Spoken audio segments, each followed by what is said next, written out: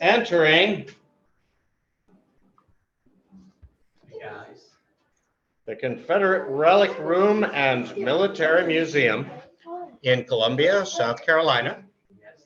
We have been a museum here since 1896. We're a busy museum this morning with school children, but I'm going to go ahead and walk in toward a significant artifact from Kershaw's brigade today. And then things will quiet down and we'll get our interview done. We're walking past a famous banner, and we have the best collection of flags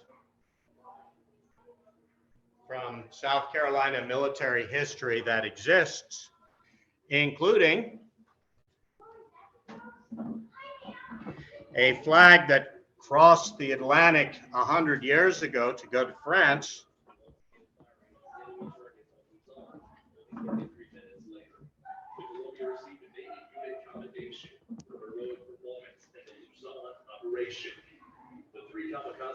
Standing next to it for size reference.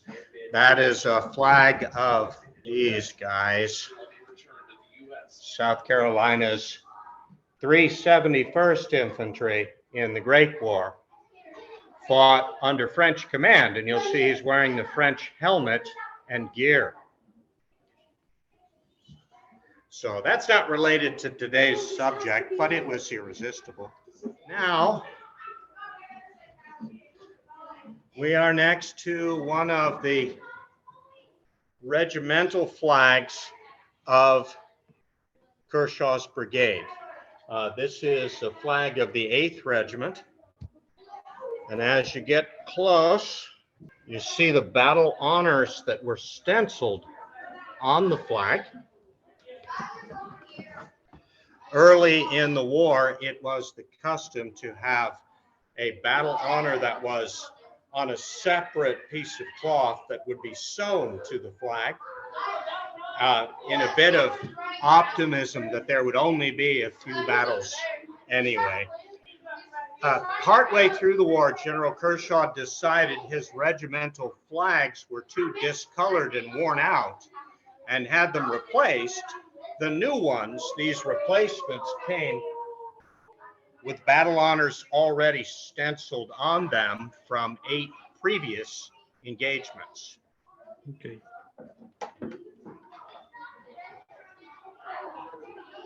So Kershaw's brigade, as you well know, was a very elite unit in the Army of Northern Virginia, an army that punched well above its weight. The Army of Northern Virginia was a very impressive fighting force, and Kershaw's brigade was one of the finest brigades in that army.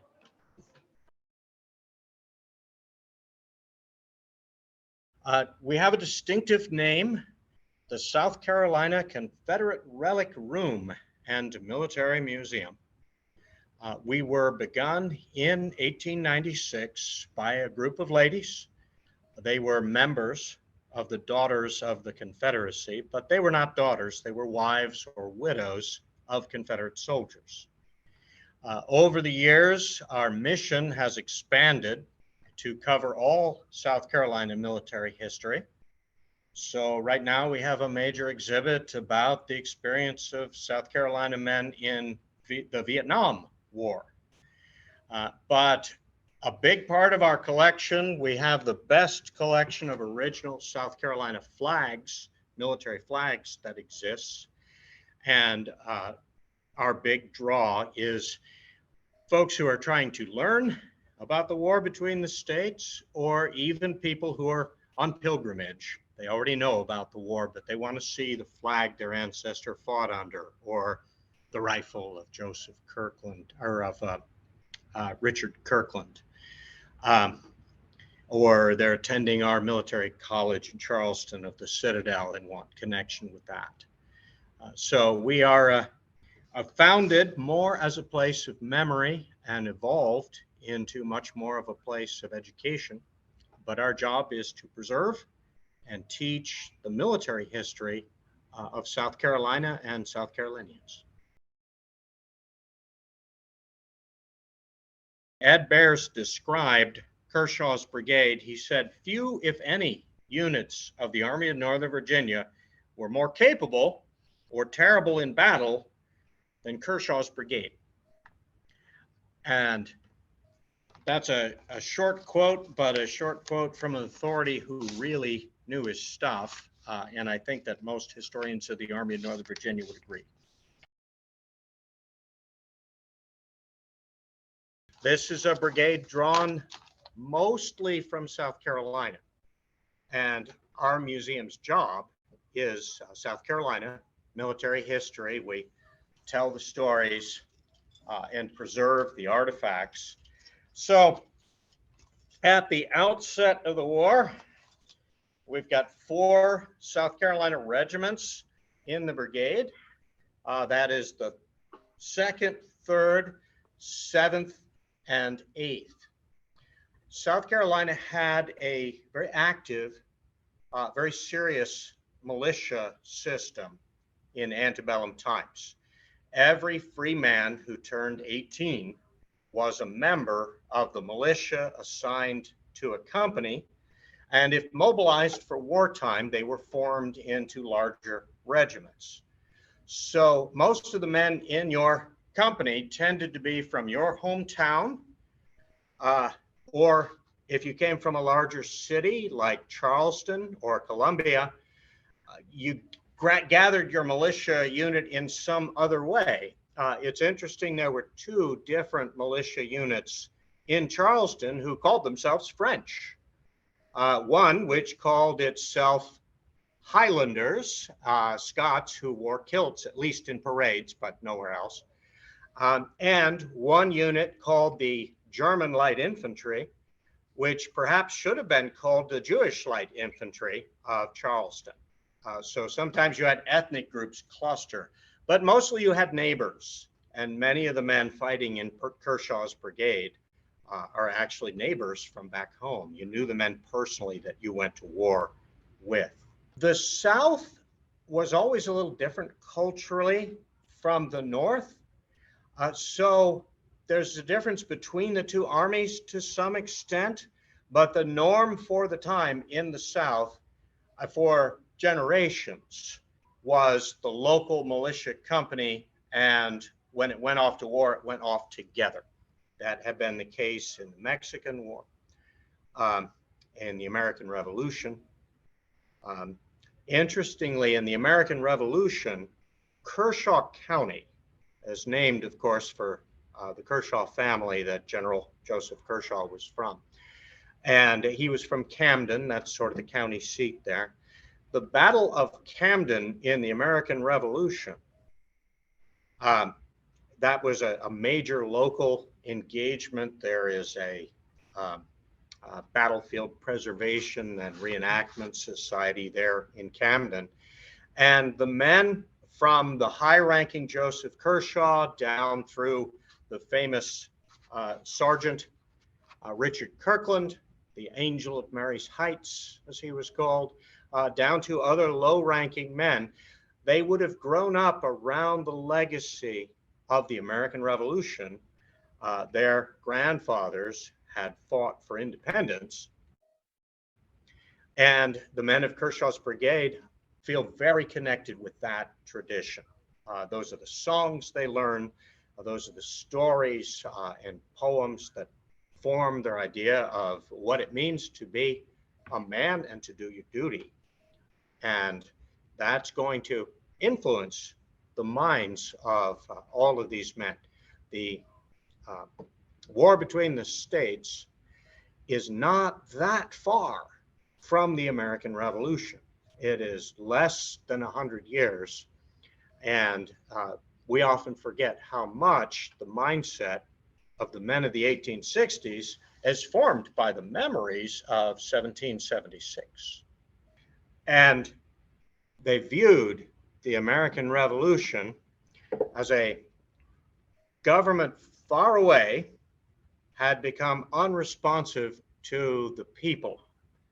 and that the people in North America had become a different culture with different economic and social interests, and that the people who were supposed to represent them, they had no representation in Parliament, and we are our own people. We should rule ourselves, not be ruled by others who don't share our own interests. Uh, they very much felt that this had become the case with the national government of the United States in 1860. A crucial thing that is sometimes missed in what sparked that terrible war is that the 1860 presidential election, which Abraham Lincoln won, we have a system called electoral votes, the votes that come from particular states. Not a single electoral vote from the southern states had gone to the winning candidate. Now, if you're in a democratic system and you feel, okay, they can elect a president and a congressional majority without us at all, we are now irrelevant. If we are irrelevant, the average farmer who might not be tied to the big issues, he still thinks if our region can be economically exploited and bossed around by the new coalition of the growing West and the old Northeast, well, no hard feelings necessarily, but we should be our own country and make decisions which make sense to us. And that is an aspect of what sparks the war that I think it is not emphasized enough. And we do not learn anything from history, we oversimplify. The most complicated event that happened in our national history can't be summed up quickly. And the desire to sum it up quickly and push it aside is the same as a desire to quit learning from it. And as a guy who likes learning from history, I'm strongly against that. Often history is looked at these days as a giant bucket of mistakes to avoid. And those are there. But it's also where we get all of our good examples and everything we should try to repeat. Those who fail to study history would be lucky to repeat it. They're not going to be able to. We know, and you're a historian, that the reason the politician does something and the reason the soldier does something are often divergent. But the South Carolina soldier of Kershaw's brigade, he's fighting for independence. He's fighting for the idea of a new nation. He is fighting to prevent people far away who don't share his interest from changing his society. My rule with soldiers' accounts, my rule of thumb, I believe what the soldier says he's fighting for at the time that he's fighting. Now, 30 and 40 years later, we all know people edit their memories a little bit, have a bigger perspective. You really won't find, though, a soldier from the South who says, I am willing to die for slavery. That it doesn't even make sense. Even if you think slavery is a good thing, it's not something you would sacrifice your son to keep your slave. It doesn't make sense. They had found something they were very much willing to die for. And of course, at the end of the war, they've seen their home devastated. And what they have believed they were fighting against all along is what has happened to them. So there's a sense in which they can say, yes, obviously we were right. We wanted to prevent this, and this happened to us. Okay. General Kershaw was a very educated and pious man.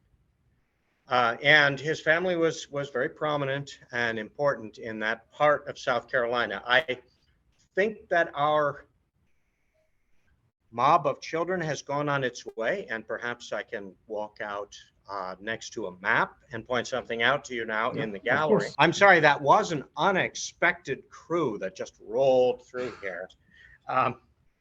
But so come with me, we'll roll from the education room. We're walking back into the main gallery. The rifle, the Enfield pattern rifle, which is suspended from the top of the case. Can you see? There are initials scratched with a pocket knife into the stock of that rifle. The initials are RK, Richard Kirkland.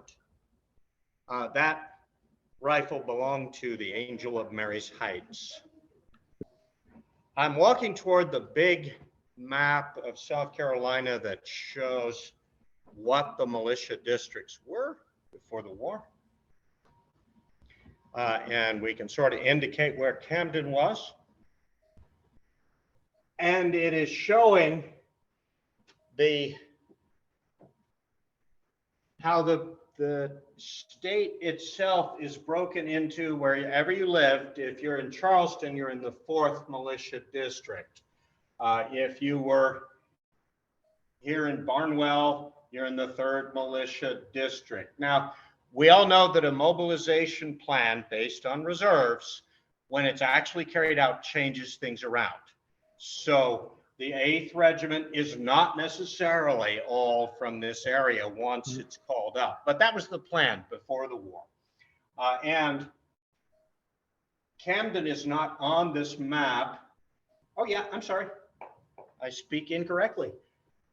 Right here is Camden in the seat of Kershaw County, Kershaw District at that time.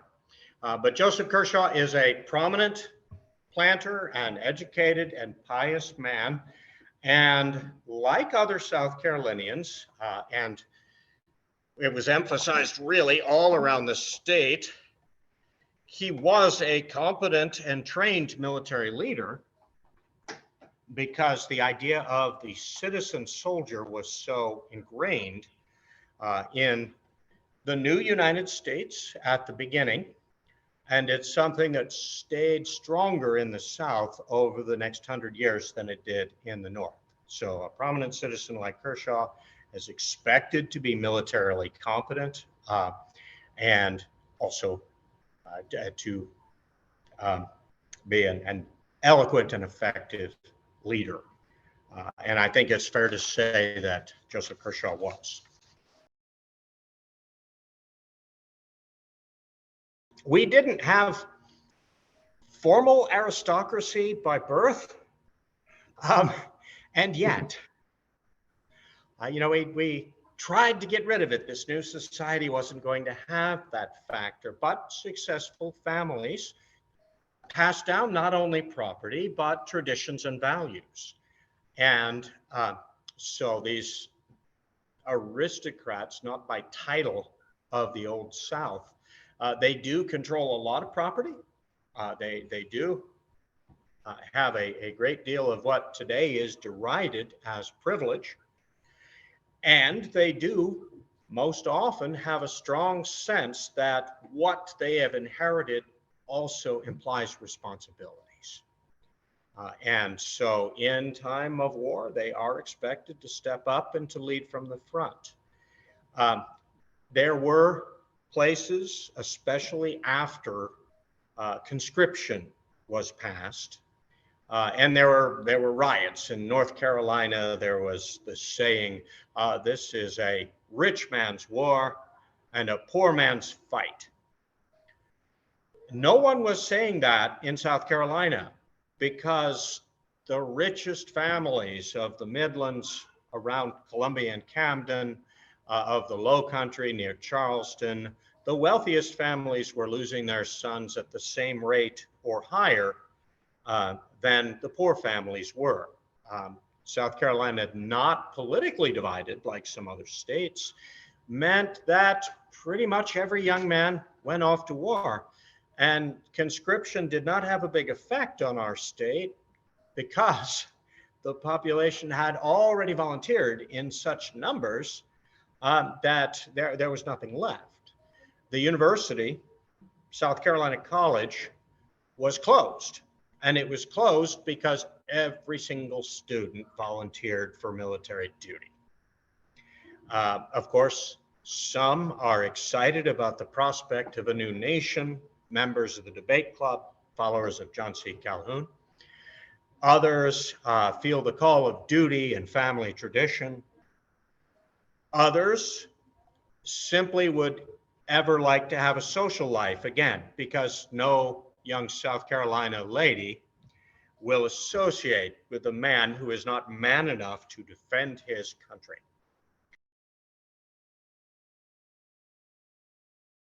Almost can be considered more of a mobilization exercise and beginning to get their feet under them. Because this very famous bombardment, we have a painting here of one of the bombardments of this fort in the middle of the harbor that was actually under bombardment by one side or the other during most of the war. But during the firing on Fort Sumter, nobody is killed. Ironically, the bloodiest war in our history begins with this extended fight in which, we have seized the federal arsenals in town, but not the fort that's on an island in the middle of the harbor. And then a waiting game is played. The firing is finally ordered by Pierre Gustave Toutant Beauregard, a man whom they called the Napoleon of the West, because everybody wanted to borrow Napoleon's glory. Even Sherman gets his picture taken like this. But the firing on Fort Sumter especially for infantry units, is more of a time to begin to be able to work together and be more efficient. Nobody is killed in the entire bombardment. Then they lower the flag in formal surrender and fired a final salute to the US flag, and a cannon blew up, killing a gunner. We have his cap badge right next to you. That's why I mention it. But during this early time, the South Carolina units are learning their trade and learning to work together.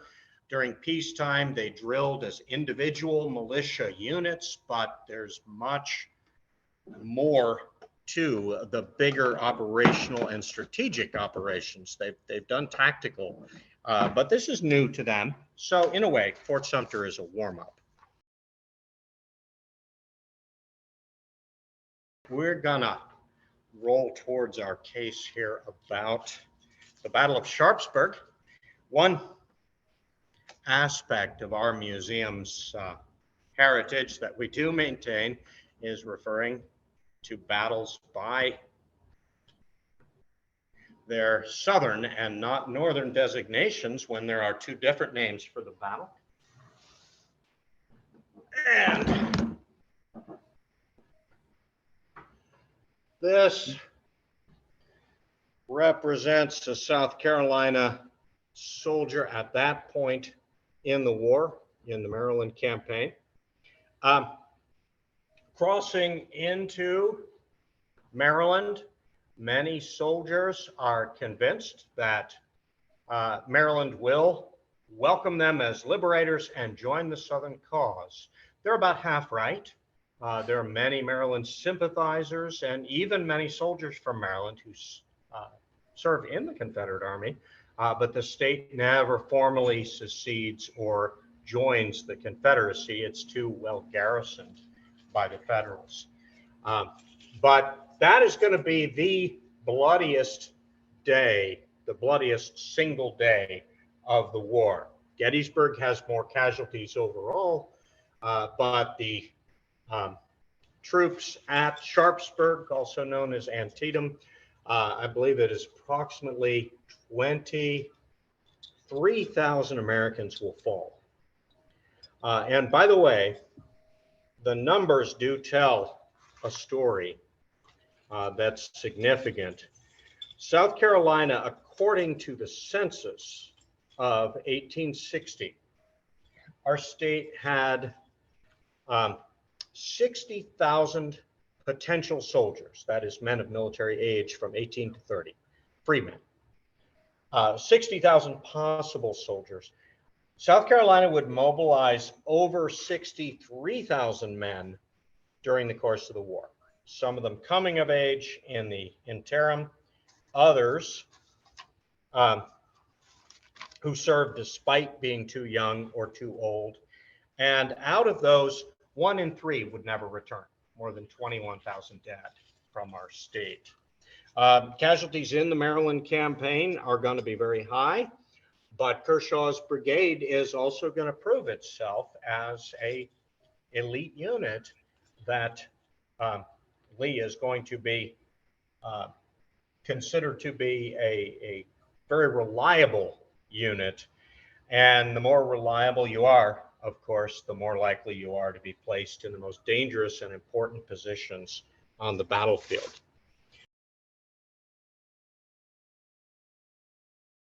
That event would be, well, I mean, their actions early in the Battle of Gettysburg, of course, are very significant.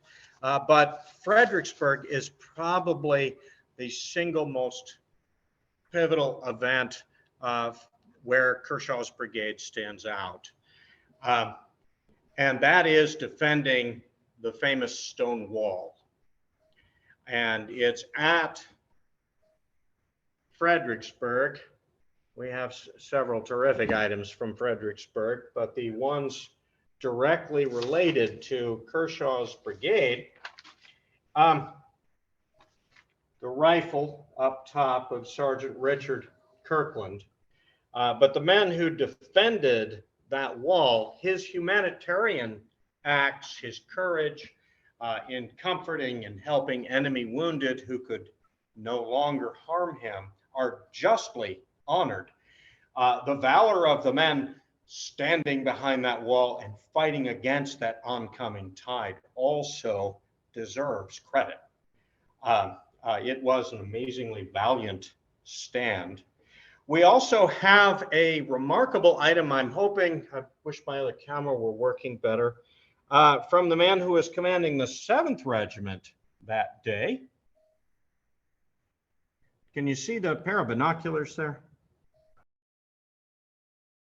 The opera glasses there have still got a .58 caliber mini ball stuck in them. Those were in the pocket of Colonel Albert Bland. Lieutenant Colonel Albert Bland from Edgefield, South Carolina. That day, the commander of the 7th was ill. He was not able to be on the battlefield. And the lieutenant colonel, I'm sorry, did I call him lieutenant commander? The lieutenant colonel was in command of the brigade that day. And Colonel Albert Bland was a difficult man. He was very smart. He was a physician in private life, but he had once fought a duel over a chess game.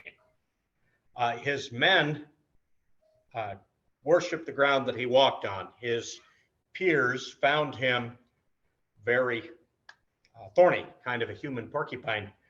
And a Union marksman found him to be an excellent target.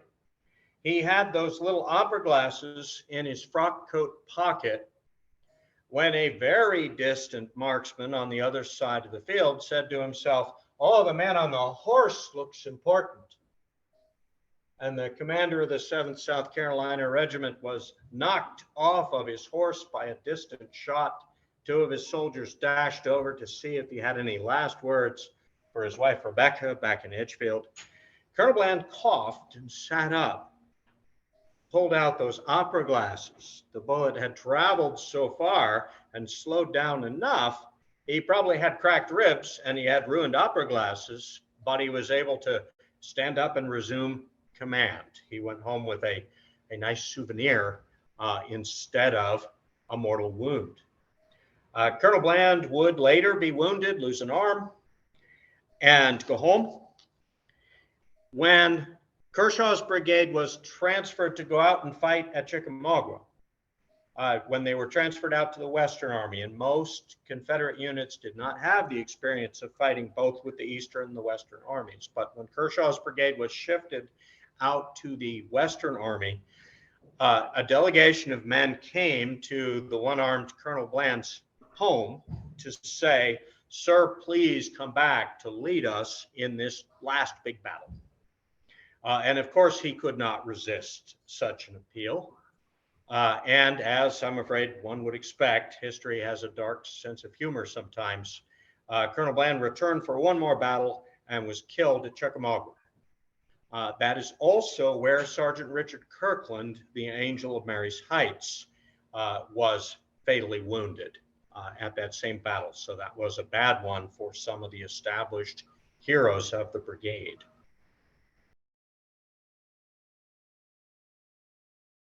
That is a real desperation battle. By this time, General Lee and the Army of Northern Virginia, the war is lost, and the men continue to fight for their comrades, and at this point, for better terms than they would otherwise get if defeated. The Battle of Bentonville happens at the end of Sherman's March, as it's called. So we all call it Sherman's March to the Sea because a Union prisoner held here in Columbia, South Carolina, wrote a poem one night called Sherman's March to the Sea, and it turned into a song. Later he would boast, "That night I gave the name to a great campaign." And he's correct. We call it Sherman's March to the Sea, but it's not. It's a big curved march that goes up into North Carolina. He hit the sea at the city of Savannah and turns north. All through South Carolina, there are not major battles fought.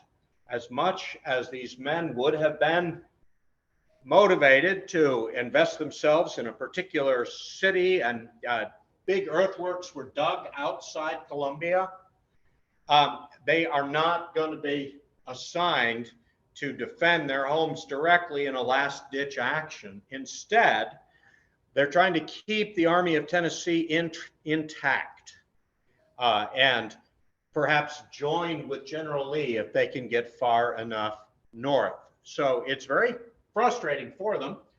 And this battle that happens way up here at Bentonville, do we see it? So there have been skirmishes at Monroe's Crossroads, a fight at Aversboro, and that last battle at Bentonville. By this time, talking about the mobilization of the state, by this time, one of the units attached to the Army is called the Boys Brigade, or the South Carolina Junior Reserves. They have called up the 16 and 17-year-olds of the state and added them to the remnants of the Army. But Bentonville is going to be that last engagement of a very torn up Army. These men are weary and wounded. These men have heard the stories of what has happened to many of their homes that have already been destroyed by Sherman, and it's their last chance to fight back against the Army that has everything within the big blue line here is devastated, including Columbia and including many of their homes, all that lived in these areas that Sherman has surged through.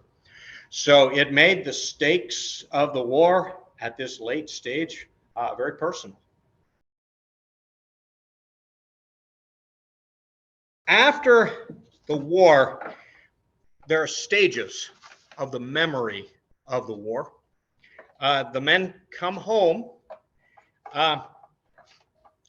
unpaid.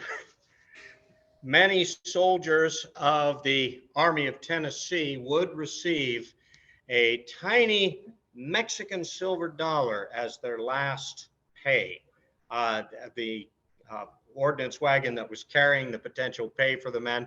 You know, your government is not in great shape financially when it's investing in a foreign currency like that to pay your own soldiers. And many soldiers would save that one little Mexican silver dollar for the rest of their lives to say that it was their last Confederate pay. During the years immediately after the war, Reconstruction, as it's called, is a time of great hardship. We have a quote on the wall here from a letter not from Kershaw, but to him. In 1868, General Manigault wrote to General Kershaw, "I wonder if there will ever again be any happy days for either of us in this poor country." And during the late 1860s and early 1870s, the men have come back in many cases to their homes having been destroyed. Certainly their economy of their home state has been destroyed. And they come back to find what it is that their wives and families have been able to save and to start over with very little indeed. Now, one thing that surprises many is that General Sherman's terms were generous enough that the commanding general of the army was able to say, "I have not surrendered. General Sherman and I have merely reached a convention." And the men kept, for instance, private animals, which was absolutely vital.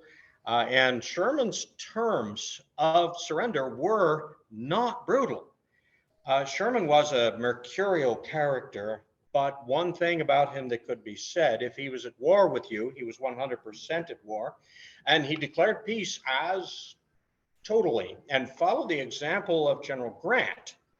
So the terms of the surrender were not abusive, but the political conditions that the men found imposed on them when they came home were very difficult indeed. They had lost the right to vote. They had taxes being pushed on them by an abusive administration, state administration. And once the radical Republicans took control after Lincoln's death, the policies that these men had to live with made difficult lives even more difficult. They had lost friends, and they had to rebuild without the resources of what had formerly been the wealthiest state in the nation. During that period when Reconstruction was very strict and the state was occupied, and South Carolina was under military occupation all the way to early 1877. So that's the longest of any southern state, with Louisiana being close. During that period of time, meeting for Confederate memory really was not an option for any group of men. You couldn't get together as a veterans association or anything like that. You would be suspected of being a subversive militia. The occupation troopers would come in and bust it up, and they would not be gentle. But no one dared stand between the women and the right to mourn. And so the earliest commemorative events, and in many cases the preservation of the history, fell upon the women who had run the home front and who now were running the mourning and commemorative events. After 11 years after the war, many of the former soldiers of Kershaw's brigade are going to be among what were called the Red Shirts, the supporters of former Confederate General Wade Hampton for the governorship of South Carolina. It's worth noting that The Ku Klux Klan was not a major factor in South Carolina. In South Carolina, the nickname for it was the Mississippi Plan. But senior people, including Wade Hampton, were saying that this is not how we're going to do things in South Carolina. And instead of hiding our faces, the red shirt became the symbol of support for the government that replaced Reconstruction in 1877. After Hampton's governorship, there's much more of a policy where it's open to be able to talk about, to celebrate, to honor the men you had fought beside. And reunions associations are going to be extensive and influential. Confederate veterans associations were careful to specify we have no political platform, we have no political candidates that we support or party that we endorse, except we will lobby our state governments for pensions. And pensions would be extended first to badly wounded veterans, and later, as the number of veterans shrank, who could get a pension was expanded. But reunions changed their tone over the years as you began to have men realize that the poor infantry grunt on the other side of the battle had many of the same experiences I did, and there was a certain curiosity. And with both sides speaking English, having mutual reunions that compared notes and even shared mutual honors would become a thing over the course of decades. And so you're going to see members of Kershaw's brigade certainly present at the famous reunion at Gettysburg, where old soldiers walked over the grounds of Pickett's Charge. Now they hadn't been in Pickett's Charge, but there were Kershaw brigade veterans certainly at that reunion, and many others.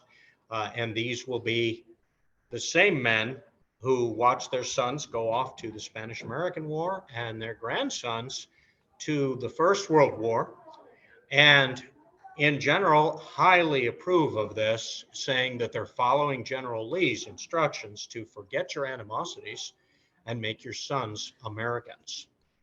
So I'm glad you asked about post-war, because so often we military history people, if we study a soldier and maybe he fought for 3 years, and we'll spend a lot of time on that 3 years, and maybe it's a lifespan that went for 75 or 80 years, and we act as if the others were not important.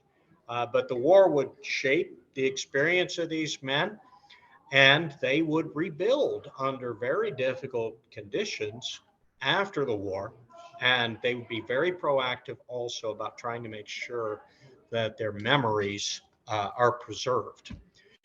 So Kershaw's brigade veterans certainly visited our museum after it opened in 1896 and told their stories and gave some of their artifacts here as well.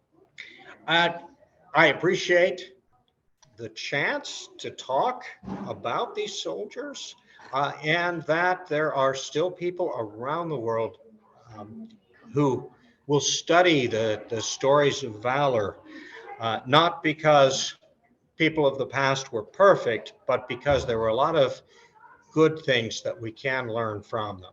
And my opinion is that there's no such thing as my history and your history, that the history we are willing to learn from belongs to us, and history we're not willing to learn from doesn't.